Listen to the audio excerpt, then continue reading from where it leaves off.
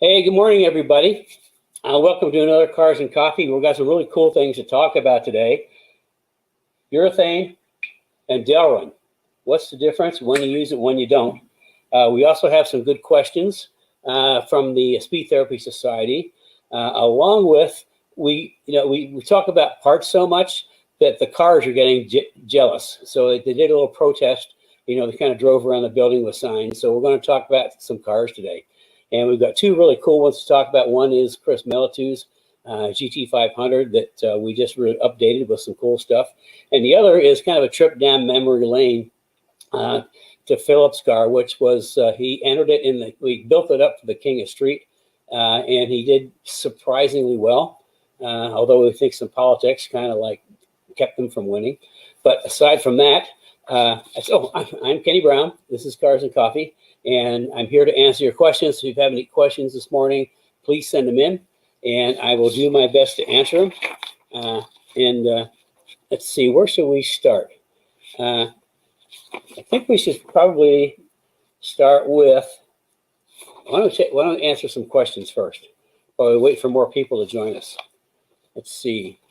We've got, okay, this is an interesting question. Chris has a question on data collection. I'm looking at a Garmin, Catalyst, AIM Solo, Apex Pro, Race Logic, etc. I'm leaning towards the Garmin for ease of use and the robo coaching. Okay, unfortunately, I have zero experience with any of these, although we are reaching out to see if we can find anybody that does. Anybody that's out there that has any experience with these, please send a comment in or let us know. I'd be interested to know, because I just haven't had a chance to do work with any of these, but I know that there's some really cool things going on out there.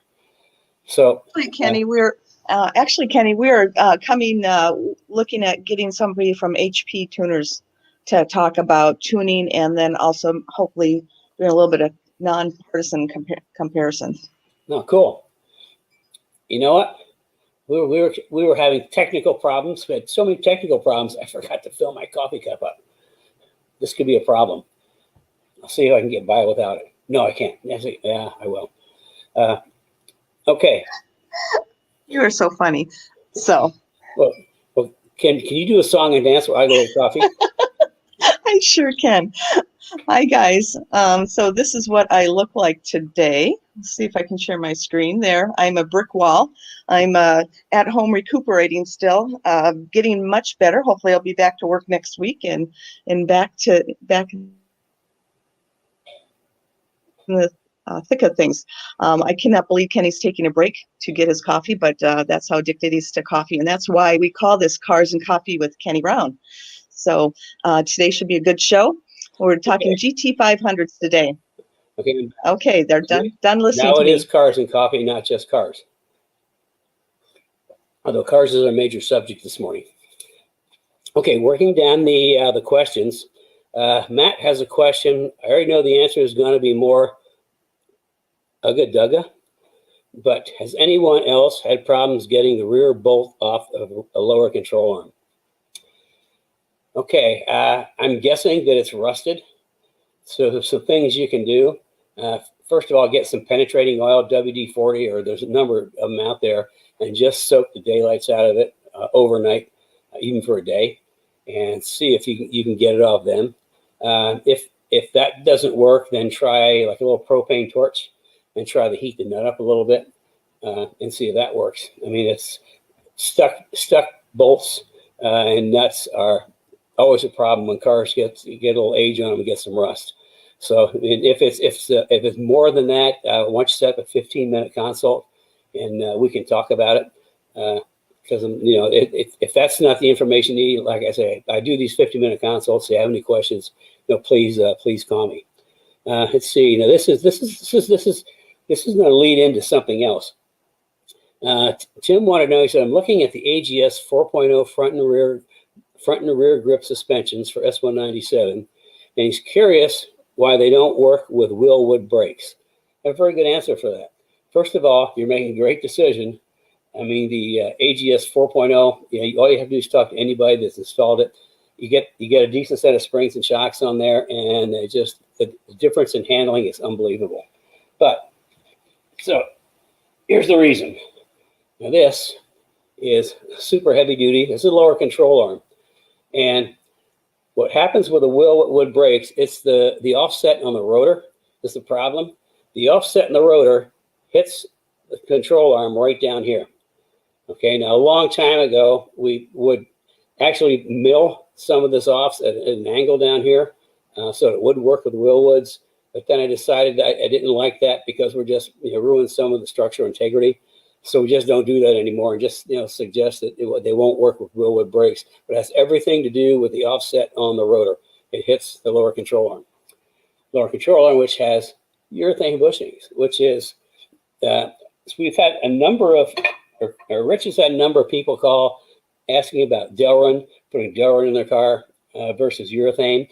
And I've got some information I'd like to share because Delin seems to be a great big catchword. Everybody hears about Delin. They have to have Delin.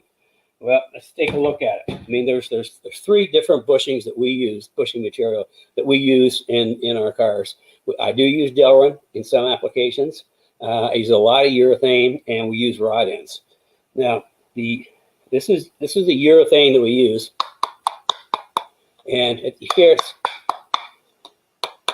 it's stiff, but we switched over the black urethane a number of years ago because the black is silicone impregnated, which makes them last longer and work better.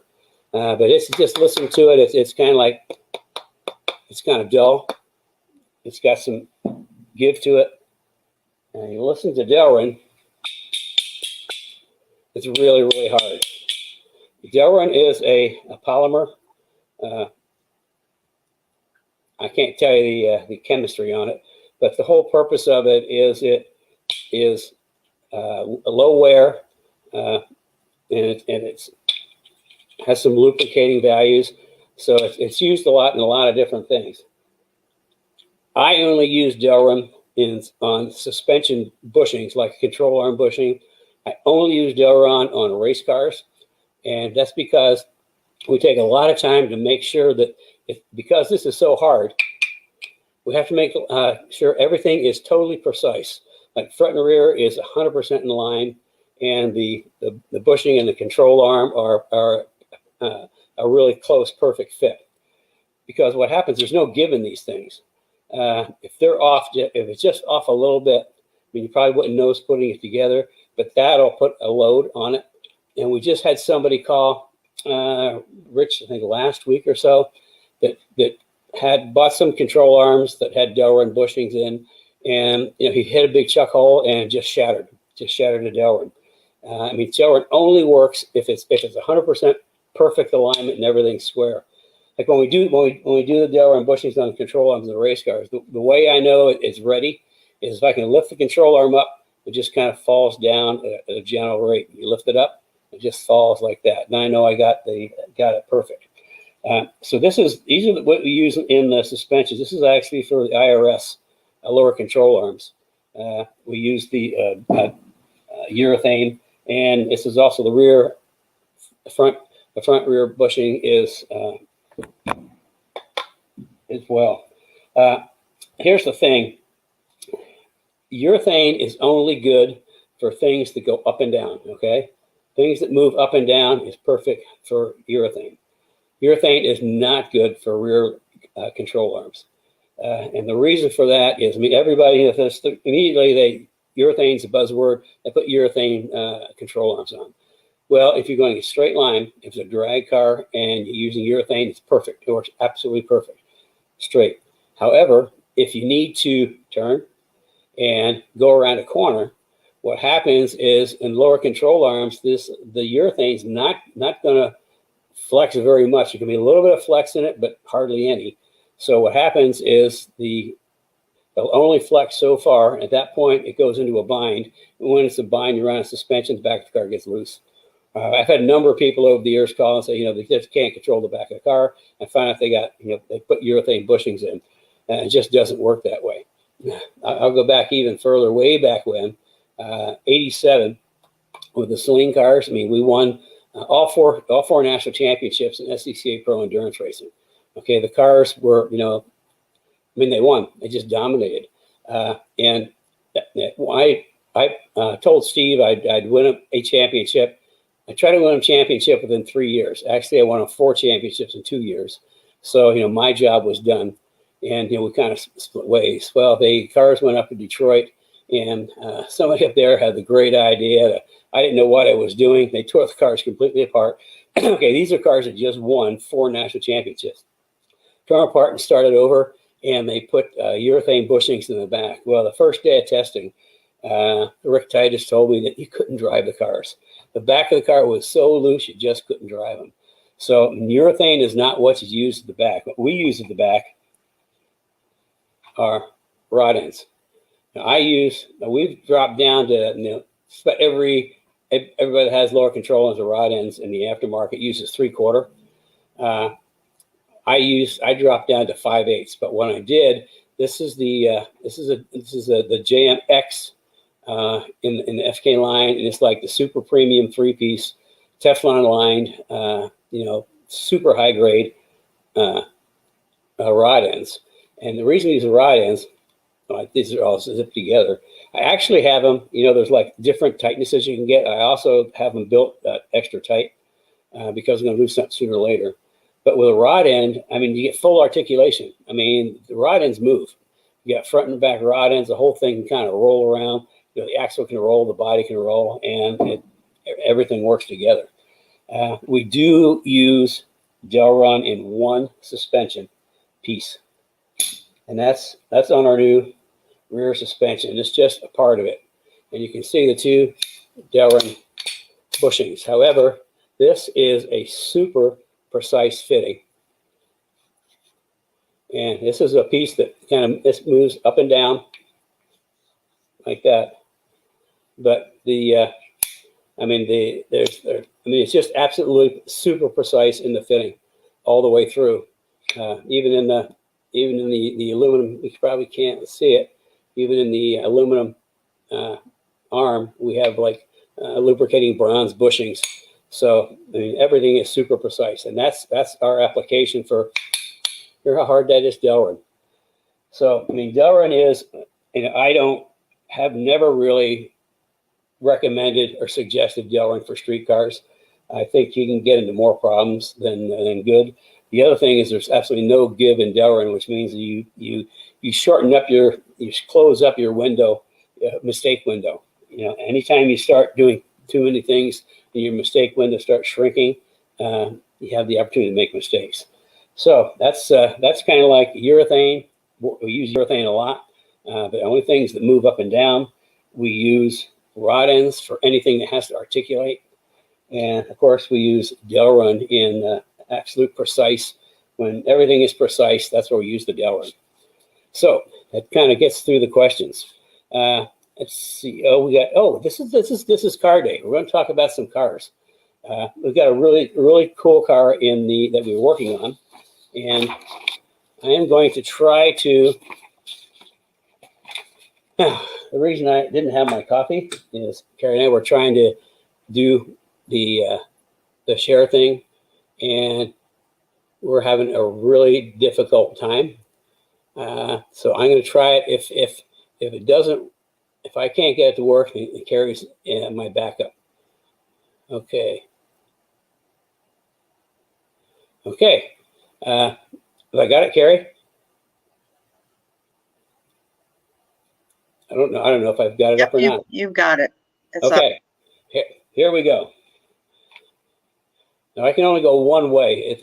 Everything is going funky this morning on our technology. So it must be a moon phase, or maybe Jupiter's in the wrong spot.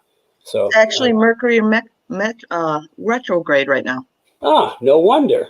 That explains it all. Okay, so let's talk a little bit about cars, because here's the thing that a lot of people don't understand. That I'm a car builder first, and we've got great parts. Well, why do we have great parts? Because when I build cars, if there's nothing in the market that I need to make the car better, I build it. That's how our whole parts program came into existence. Is I needed to make things better. I built my own parts. So that's why on our website you don't see like 23 different control arms or anything like that, because the only thing that's on our website are the exact same parts that I use in the cars that I build. That way, you know, we have tremendous technical support. If somebody calls in and has a question, well, boom, we do this stuff every day. We install it every day. We don't have guys who are looking in the catalog and reading what the parts manufacturer says.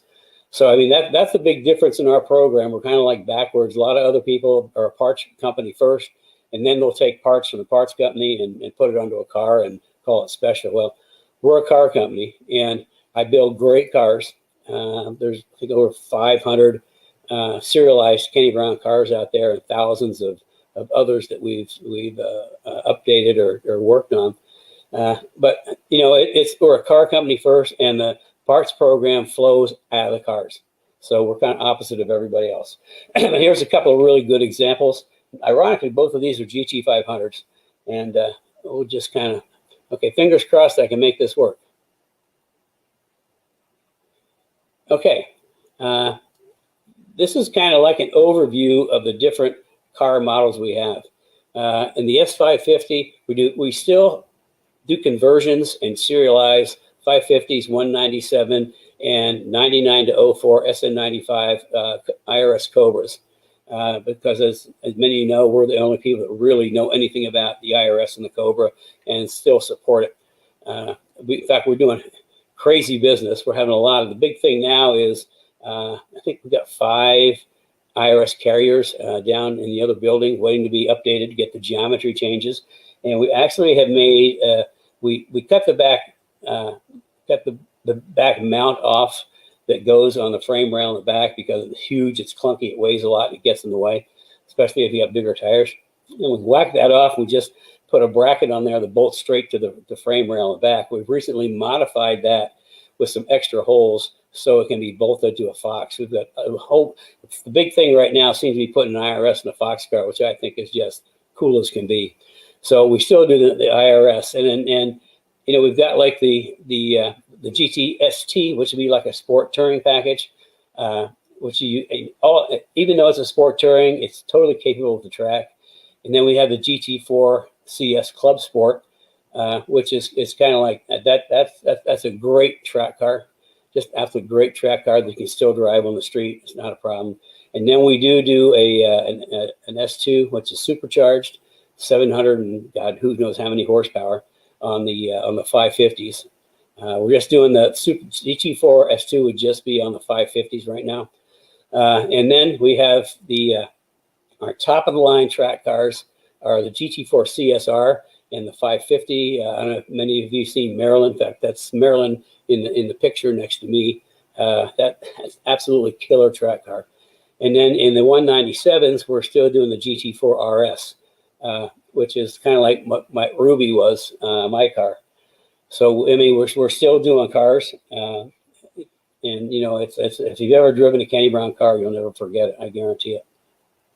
Oh, boom! So here's Chris Melitu's Cobra.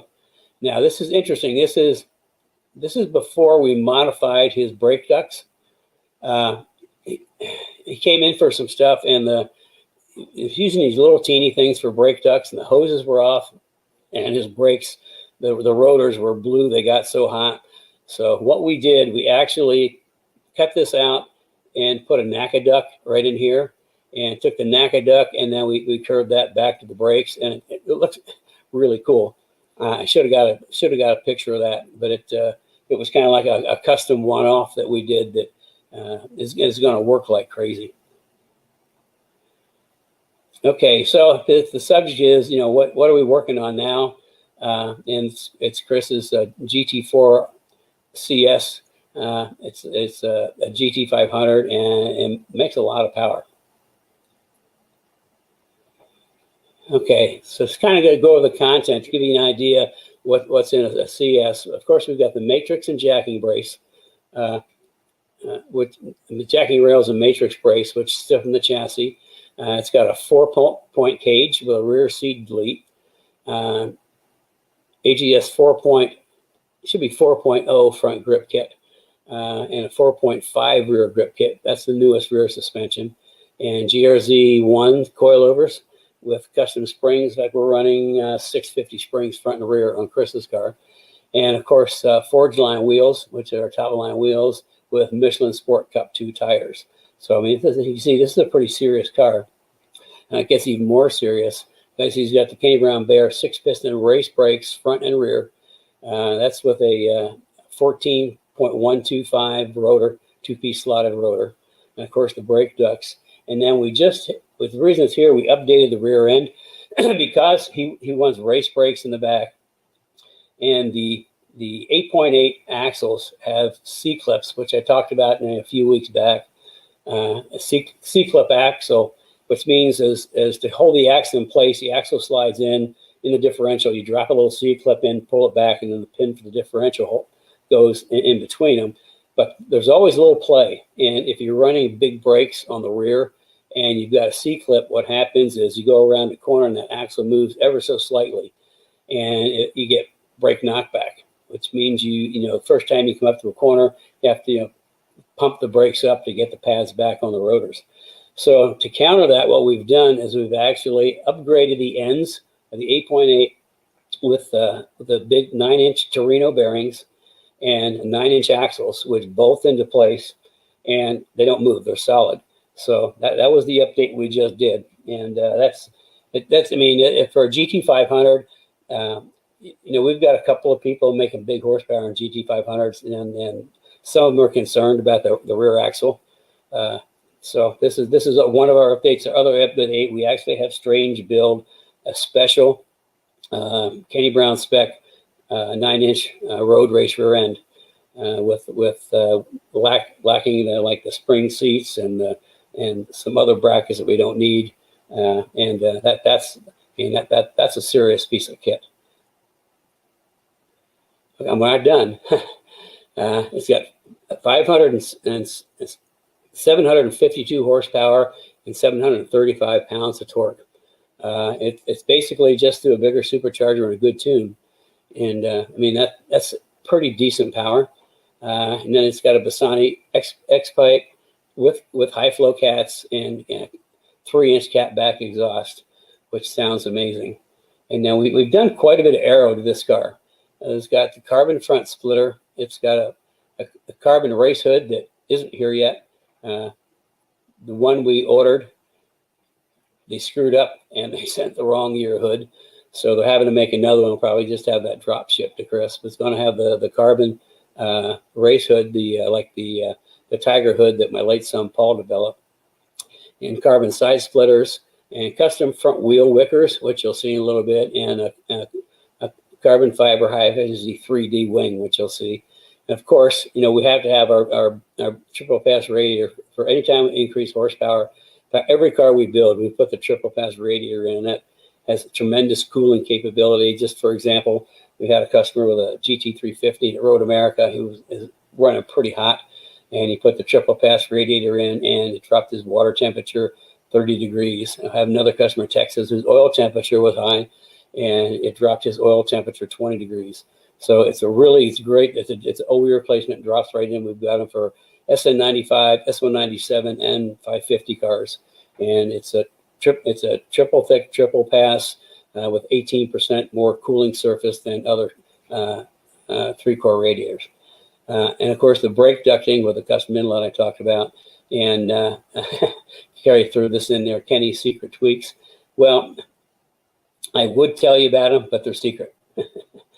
And we just also installed Cobra seats and harness, and of course, it's got a short throw shifter. So here's a little bit of the front aero. This is the front fender fences or splitters that we put on, and the reason for this is pretty simple. If you were to look at a car head on, you'd see that the front fascia curves in at the bottom, and if you're looking dead on, you can actually see the tire sticking out here at the bottom. Well, what happens is the air comes around this corner, it sees the tire, and it deflects inside the fender well, which starts building pressure, which we don't want. So by putting this fence out here, then you can't see the face of the tire anymore.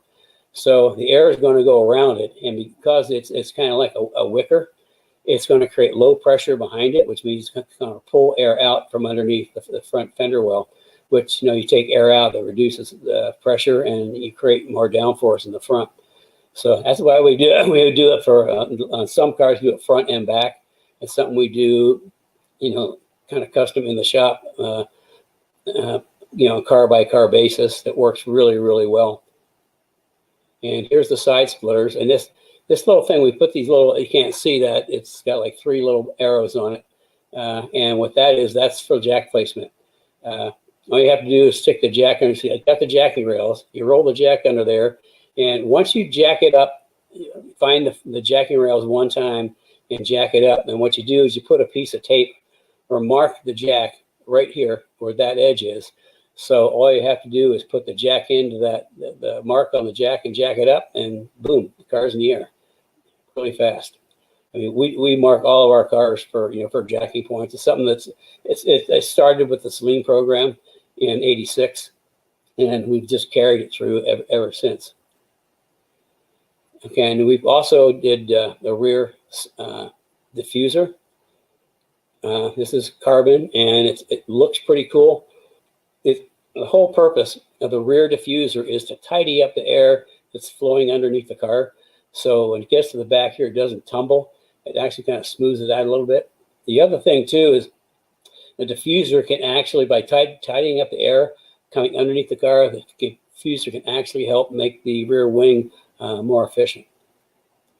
And speaking of rear wings, this is the 3D carbon wing. And it's 3D because you can see the center section is raised. You can see it here too. Well, the reason it's raised is especially on sedans. I mean, the air is coming over the top of the car and down the back, but you know, air starts to separate at the rear window. It starts to separate a little bit, and by having this raised section, it actually helps entice the air to flow under the wing, rather than like a standard single plane wing would be just straight across. By having this raised section, it helps get the air to flow underneath the wing, so it makes more downforce.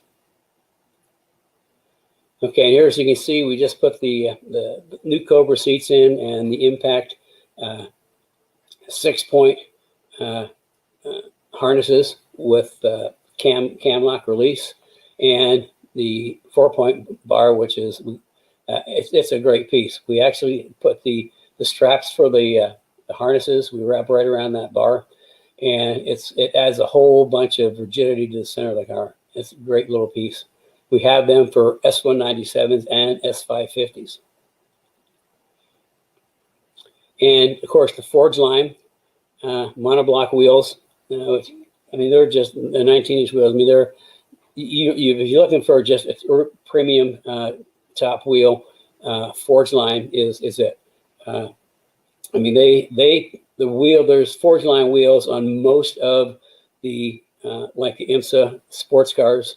I mean, their racing wheels are renowned, and you know most of the field of like even like the Daytona 24 Hours, you're gonna see a lot of Forge line wheels. I mean, that's a great package. I got introduced to Forge line back in '94 when I moved to Indianapolis. Steve, who runs the company, just showed up at our doorstep one day with a set of wheels, and the very first Forge line wheels, and they were light, they look good. So we put them on Old Blue, and they're still on there. And that's started a relationship that's been going on for obviously a lot of years. Okay, coming up, I'm going to do some tips on purchasing a trailer, things that you might want to look at if you're going to purchase a trailer, new ones. We have a company that custom builds trailers for us, and this is actually one of the trailers we had custom built. And in a couple of weeks, we're going to talk about just some tips on trailers. Okay, here we go. Moments in time. This is time to sip some coffee because this is Cars and Coffee. So you see the car, and now I have my coffee. This is kind of a cool car. Philip Meyer's GT500 RS. He built for King in the Street. He also ran, I think, a couple other high-speed races and did really well with it. And it's basically, there's nothing super special, just all of our basic stuff. same chassis suspension. It's under Chris's car. You can also see the forged line wheels and 6-piston brakes. So it's kind of like, it's just nothing out of the ordinary, just our standard great stuff. And in the King of Street, he did surprisingly well. In fact, he did better than they actually give him credit for. But he lost out because he only had 848 horsepower. So he got a low score on his horsepower. There was 2 other guys that had like 1,300 and 1,200 horsepower. But that's just, it goes to show you that, in like the magazines, they're all drag racing focused. So it's all about horsepower, not about anything else. Well, Philip finished 4th and 1 point out of 3rd. Second and third tied at 84 points. And the first place guy had 86 or 87, I can't remember. But he got like big numbers for horsepower, and it wasn't so good anywhere. If you did eliminate the horsepower category, Philip would have won by a wide margin, because one of the things is the ride and drive. We think that this is just suspicion that he wasn't like one of the normal drag race guys, he only had 848 horsepower. But as far as the drive, I don't know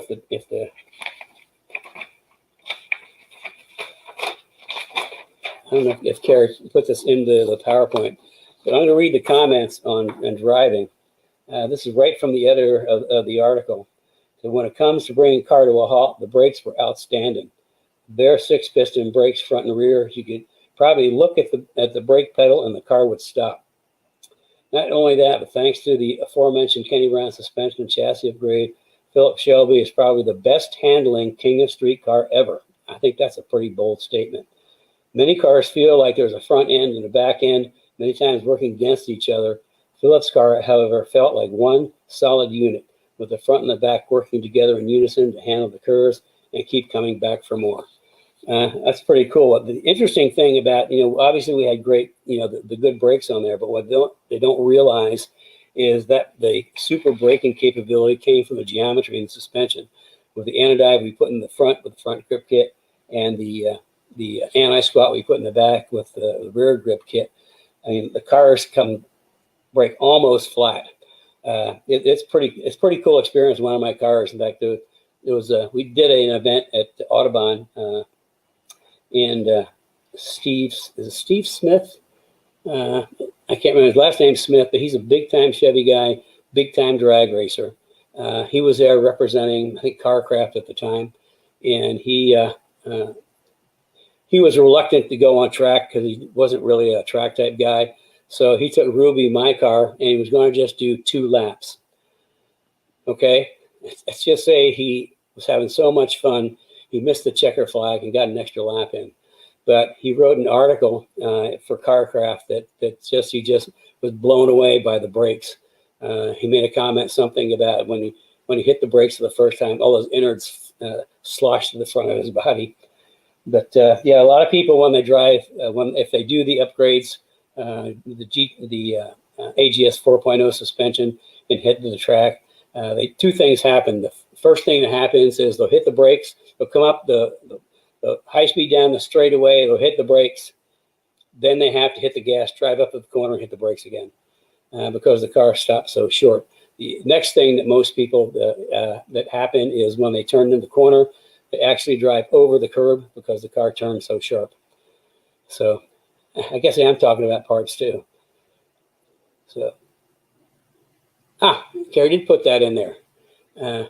I think maybe Brad's gonna put the link, this link up. You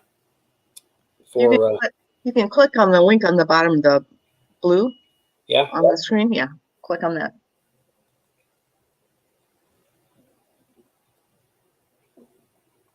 Okay, now I have to figure out. Well, I see it, but I don't think anybody else does. No, nobody else sees it, so that's okay. But that is just a link to the article in Power Auto Media, which is Stang TV, I think. So it's a pretty good article. And I think it goes to our blog too, doesn't it? Yes, it does. Okay, so the article is actually on the blog. I can put it up if you want me to. Okay, well, let me get through this and we'll put it up at the end. Or is there any more to this? Scroll down. I don't think there is. That's it. That's it. Okay. So why don't you try clicking on it and see if you can get that up to come up. You see it? Yep. Why can you do it and I can't? Because I'm magic. Yeah. The magic touch. Yeah. Actually, she's working from home today. As you know, she's got a back injury, so she's taking it easy. So I'm here all by myself. So I was actually panicking before because I couldn't get some of the speed, the StreamYard things to work.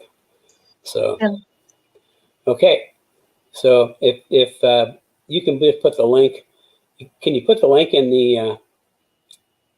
Yep, we can put the link. I think Brad or Bridget are going to put the link in the comment area. So if you guys want to read this article, it's pretty good article. So I'm going to unshare it now, and this is on our blog section on our website. So yeah, to get to it though, it's kind of tricky. You have to go into Tech Tips, and all the way down the bottom it says blogs. So there's not. It's kind of almost hidden. We're working at fixing that though. Okay, boom. I think, get my list out. I think I covered everything. And it is time for questions. I did not post the time for questions comment, but if anybody's interested in a question, just post it in the comments and Kenny will answer it. Okay, have we got any questions so far? No, but Cliff has a really good comment on the tuning data loggers. Here's do you want to read it, Ken, or do you want me to? Let's see it.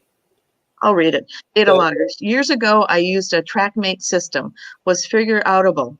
Recently, I've used AIM. The MXL is in the Mustang. I've also got an AIM Solo 2. Both are difficult to figure out. Oh, and it's possible, but following the logic is not, to me. It's not that straightforward. It's definitely not plug and play, but it has pro level data if you're into that kind of stuff. No, he emphasizes no. What data you want before you buy anything. Yeah, that's a really good point.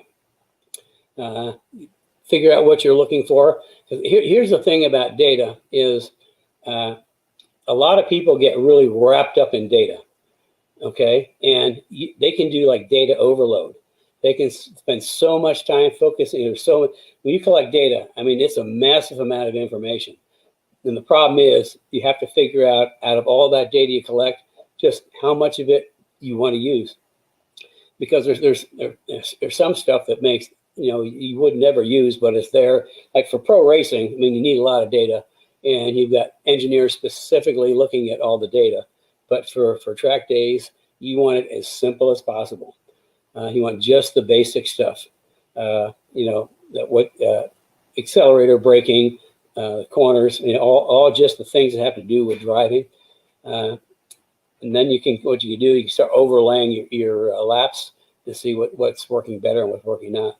So yeah, I think kind of figure out what you want first, and then look at all the features of the different ones you're looking at, and see if any of them just stand out as being having more of what you're looking for. And first, look for something that's simple.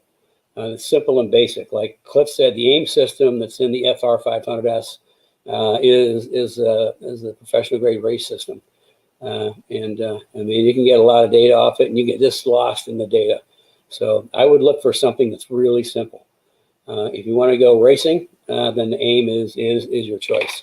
I think AIM also has some lesser data stuff. It's been a while since I looked, but I think they might have some lesser sites. Okay. Still no questions. Well, this is no, I have a comment, but if you have any questions, please, this is last call for questions. So add your questions. Herstopher has a comment on data logging as well, which I think is interesting.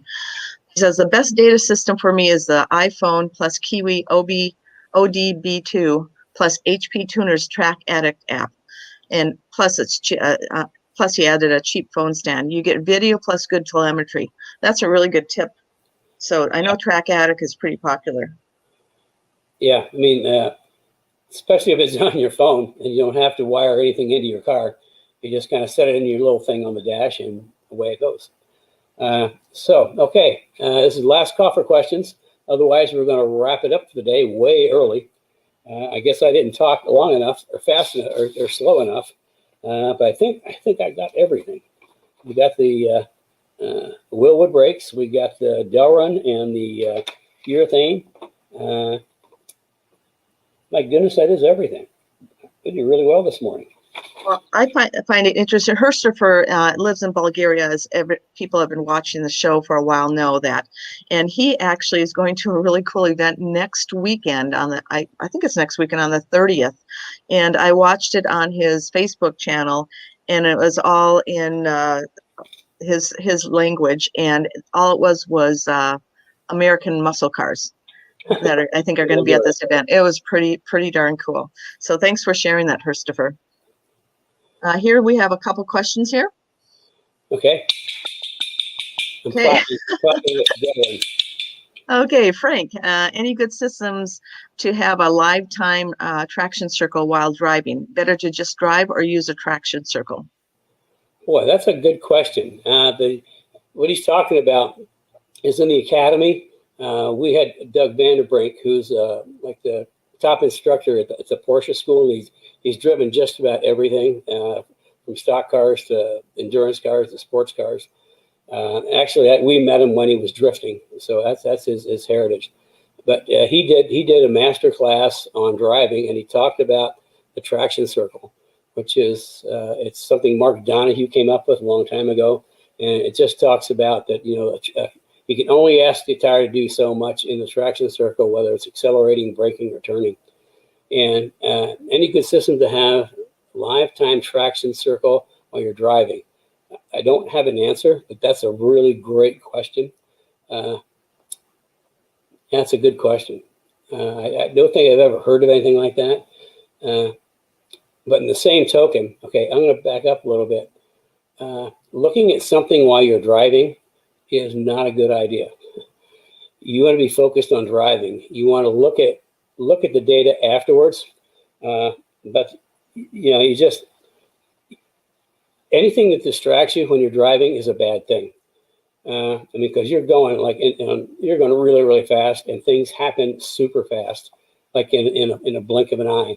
So it's best if you focus on your driving and then look at the data afterwards. Okay. Okay, Colby has a question. Are the arrow pieces on the front of the Chris's blue car available, or just one-offs? We've had that discussion. We kind of make them per car, and I think we've got. Did we do a little video thing on the Arrow and Cliff's car, Carrie? Yes, we did. And we're going to be posting that up on the Speed Therapy Society page, so look for it there. But yeah, we do have it on the Arrow. And go ahead, Kenny. Yeah, I mean, it's something we've looked at. The materials aren't that expensive. It just takes a bunch of time. Yeah, send Carrie a note, and we'll take a look at that, because I think Kurt may have made patterns. I need to check and see if he made patterns first, and if he did, then we might be able to come up with some wickers for you.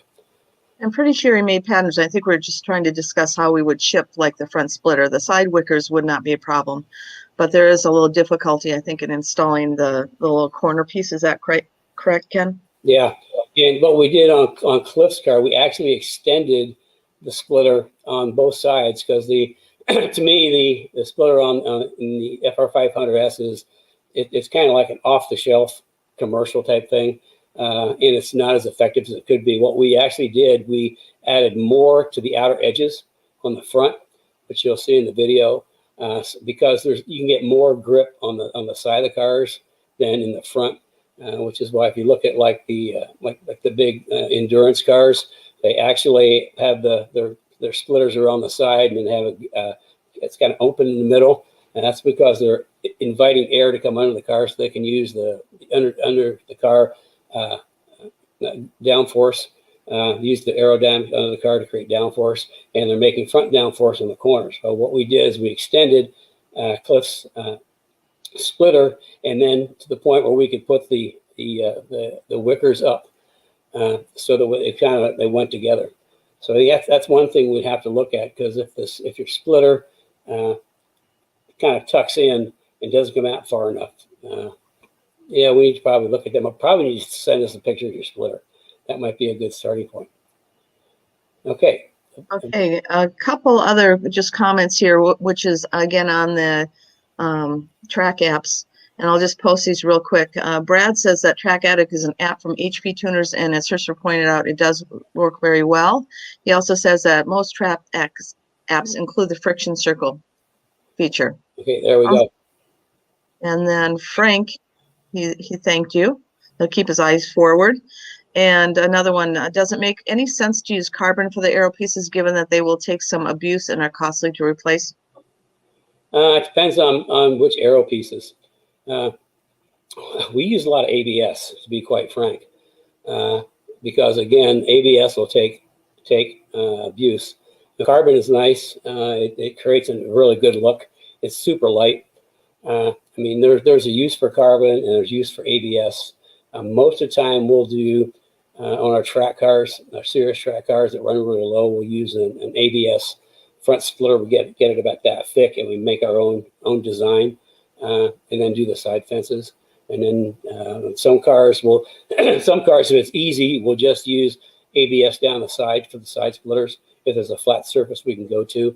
Otherwise, sometimes we have to go to an aftermarket side splitter because there's not a flat surface. So the aftermarkets are designed to fit the rocker panels. So I mean, ABS is a really good choice, and it's a lot cheaper than carbon. Okay. Okay, we have another question coming in, and this is again last call for any questions you want to ask Kenny today. Here we go. Christopher, question: can Kenny cover cooling for the S550? I installed a K&N air filter, but I'm thinking about front grill delete. Any tips? I mean, the biggest tip is get a good radiator. The deleting stuff in the front, if it's kind of interesting, if you take too much stuff out of the front, then there can be, I'm just coming off the top of my head, you're going to have a lot of air going in there. And you need to be sure, if you do that, the sides of the radiator are blocked off completely, so no air can escape around it, because you're going to build a lot of pressure. If you got some level of a grill, it's going to kind of diffuse the airflow a little bit, and it's not going to be as big an impact on the radiator. But yeah, the best thing for cooling is just the radiator. I mean, like on the GT350 up at Road America, 30 degrees out of the water temperature. On Joe's GT350 down in Texas, 20 degrees out of the oil temperature. So, I mean, the radiator is the best thing to do. And then as far as the K&N air filter, yeah, if you look at, if you look at aftermarket, quote, cold air kits, make sure that they are segregated from the engine compartment. What drives me nuts is I see some of these cold air kits, and they just have an air filter just sitting right there behind the radiator in the engine compartment. So what's it going to do? It's going to suck hot air in. So you defeat the whole purpose. You need to have a cold air kit that segregates the air filter from the engine compartment and is drawing air from the front of the car. And another thing I see some of these supercharged cars or turbo cars that they have the air filter right there in the engine compartment. And, all you're doing is sucking hot air. And hot air is only going to get hotter when you squeeze it, either in a turbo or a supercharger.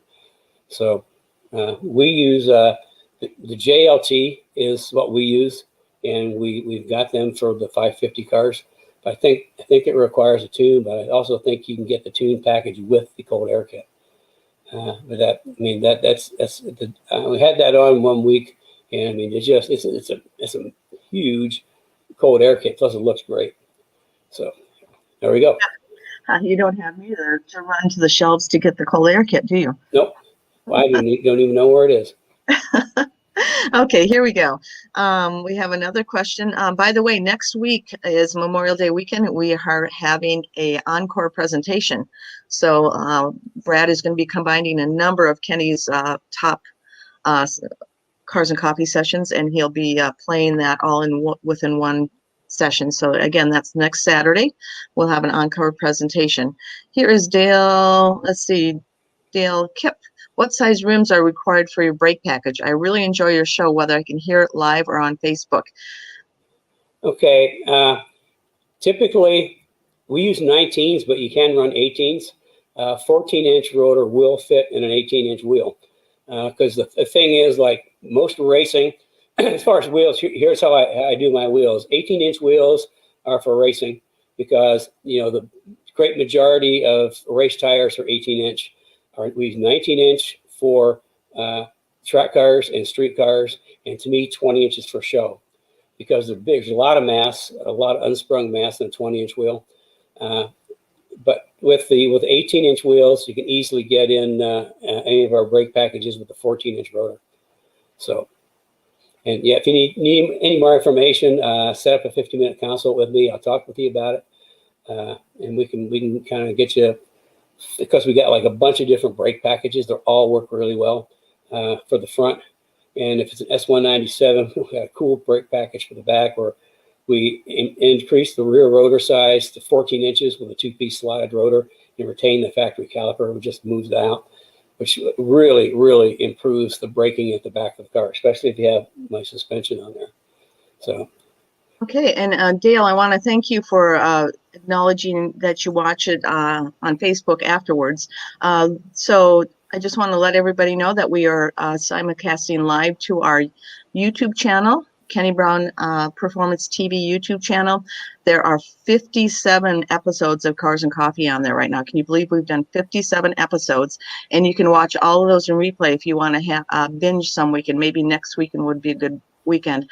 Also, we're on Facebook, and we're on our Speed Therapy Society Facebook group page as well. So you can catch them live, or you can always catch them in replay mode. So, and also, if you would share with your friends, we'd appreciate it. We think Kenny gives valuable information, and we'd like to spread the word. There's another one, just a couple of comments from Joe, and then we are done. Right here, Joe Johnson, he said he installed a cover for his cold air filter on a Shelby, and he did this because he also installed hood vents. So yeah, hood vents are, vented hoods are really, really almost, if you're serious, it's a must. Because what happens is this air comes, you know, careening through the radiator. First of all, it gets hot and expands, and it goes into the engine compartment. And if you don't have a vented hood, the only place for that air to go is down, which means that you've got a lot of air going down under the front of the car. You're going to increase the pressure, and you're going to lose front grip. So by getting a vented hood, you do a number of things. First, you get the hot air out. Secondly, by drawing the hot air out at the top, all of a sudden you've got, you know, negative pressure under the car, not positive pressure, to add more front grip. So vented hoods are a wonderful thing. Yeah, I was just sitting here playing with this control arm, and people notice they've got one spacer size on one side, another spacer size on the other. The reason for that is the 197, the factory control arms are splayed outward at the front, and I won't get deep into the geometry. We did that in the academy for 2.5 weeks on geometry in the academy.